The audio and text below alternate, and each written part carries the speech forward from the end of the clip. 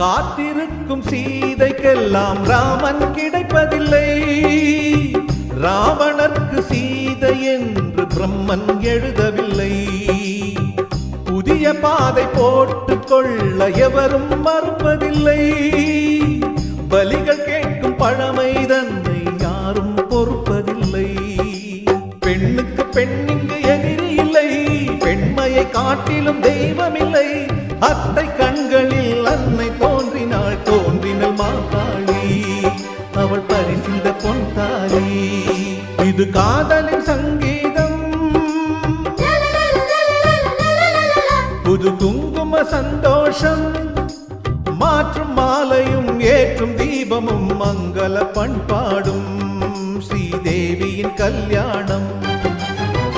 ஓ